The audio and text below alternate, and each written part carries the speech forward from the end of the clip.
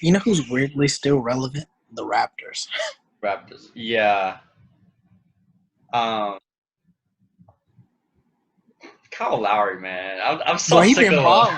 him. He been balling out of He control. is too thick to be with scoring like 35, 11 rebounds, 8 assists. Now, he be pissing me off because when I was watching the game last night, right, whenever he knows his shot's about to get blocked, he be contorting his body all types of ways. Nah, what really pisses me off is when he does those charging fouls. Like, he just gets right. It's just what you do in 2K back then. You just get right in position, like real quick. And yeah, he gets so amped up too afterwards.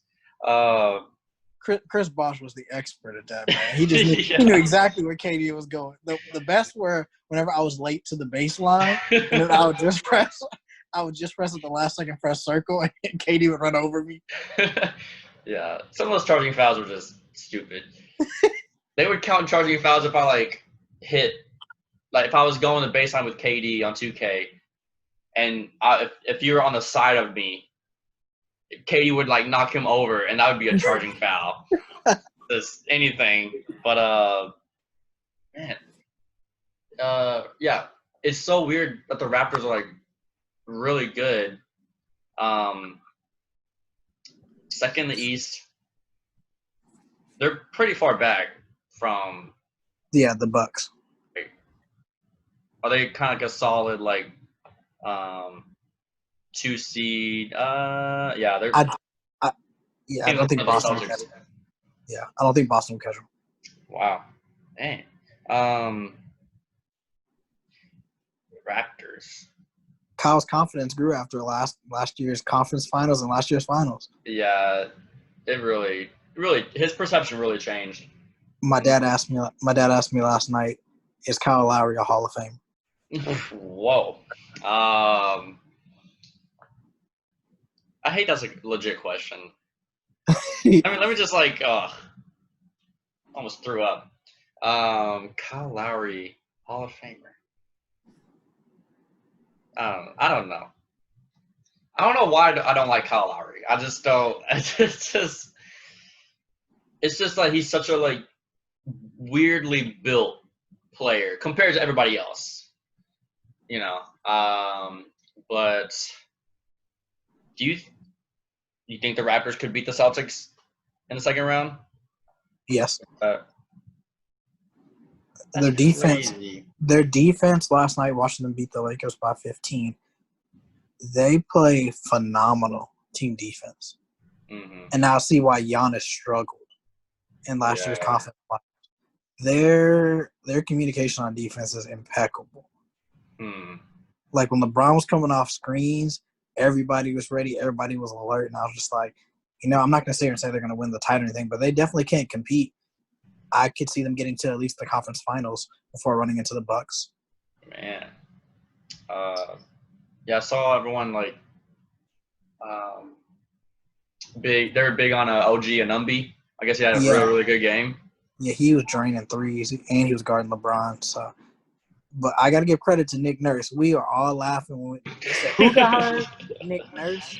But Nick Nurse scheme, it's working. It's effective. But their team was really weird because I don't consider Kyle Lowry a superstar. I think he is a top tier point guard, but I'm not gonna say he's a superstar. But they have everybody on their team is exceptional role players. Mm-hmm. Besides Siakam, Siakam's a star in the making. Yeah. Wow. They were. It's weird. It's weird seeing a team like that. What is it? The Nuggets kind of remind me of that, where it's Jokic is definitely more of a star than Jokic is more of a star than Kyle Lowry. Well, no. Actually, no. Yeah, Kyle Lowry's better than no. Wait, let me rephrase it. I don't know if I would say Kyle Lowry's better than Jokic, but I would say that he definitely has more playoff success than Jokic. Yeah, and that's big. Jokic needs more. He needs to do something. He needs results. But seeing teams like the Nuggets and the Raptors last year, where it's they all have like a really good bench, and it all seems like they're positionless players. Like Right. they're like all their players can play the 2 through 4, basically. Because it was weird. Because remember last year, Kyle Lowry and Fred VanVleet would both start, and they're both under 6'2" guards. Yeah, and like those teams rarely win the championship, Right. but they do, every now and then. But yeah, the Raptors, they just don't have that like superstar where it's like if you need someone to get 30 points in a game 4 of the NBA Finals. I mean, they had Kawhi last year, but now it's kind of like who's going to be that guy? But hey, maybe you don't need to have that guy to win. Well, I think theirs is just so much more balanced because like Siakam can drop you 20. Yeah. Lowry can drop you at least 20. If Fred needs to, he'll drop you 20. And then you have, a good post presence in Marc Gasol and Serge Ibaka. Like, that's a nasty inside duo. Maybe they're Then maybe they're like the what? Then you have OG, Norman Powell. Like, you have good pieces coming off the bench. Yeah. Maybe they're like the Spurs a little bit. Before like Tim, like okay, let's count Tim Duncan. Let's say Tim Duncan is a normal player.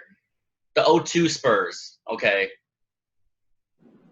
where Tony Parker, Manu Ginobili weren't like icons at all. Like they weren't. They were just decent players at the time, but they had like a squad, like 1 through 12 type of thing. Of course, like the Bruce Bowen, Steven Jackson, Yeah. Steve Kerr. Yeah, I mean, I will agree. System. I agree that the system works. Yeah, it's interesting. But yeah, because it's weird. I don't know if the NBA is shifting towards this type of play, but it's like, I grew up seeing, when teams win championships, they had like a 7-man rotation, 8-man rotation. It was like very tight, like especially with the Heat and the Celtics in the 2000s and early 2010s, where it's like 8 players are playing tonight, 7 players. Like it's gonna be heavy load. But like, with the Raptors now, like they're 1 through 12, anybody can play. The Clippers are 1 through 12. The Lakers are getting there. Yeah, I mean Caruso stepping up. Deion Waiters, that was a good addition. I did not think I was suspect about it. For the first 2 games, he has been pretty good. He hasn't been that crazy. Yeah, I mean, and like, but yeah, have you kind of noticed that where like it's becoming more of a team, like an actual team to win a championship? Yeah, I have noticed that, and I mean it started last year with the Raptors. Yeah. But it seems like nowadays, at the minimum, these guys are going to at least have 10-man rotations, like in the playoffs, at minimum. Yeah, because I used to think, okay, just get 2 superstars and get a bunch of scrubs. That worked back then, but now it's like it's different. Like yeah, it's you need to have a bench now, which is rare. It's just kind of something I'm learning, maybe type of thing. But yeah, definitely a transition. I think what maybe screwed that mentality in me was the whole like Celtics big 3, and they just had a bunch of scrubs around them. Mm-hmm. They had like Leon Poe and I don't know, and then the Heat with their big 3. What? Hey, Leon Poe won a championship. We're not going to. He was known for one great NBA Finals game, and that's literally it. Hey, don't you disrespect Leon Poe, James Posey, Tony Allen. That team was a mess, and you know it. Big Baby Davis, Nate Robinson. Don't you? You're proving my point. Like it was a Celtics big 3 and a bunch of just random players. Same thing with the Heat.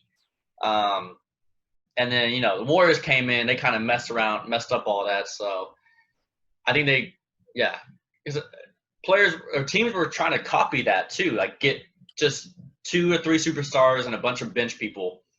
And so now it's like it's kind of shifting a little different. Maybe I don't know what the knowledge behind that is. Maybe fatigue or something.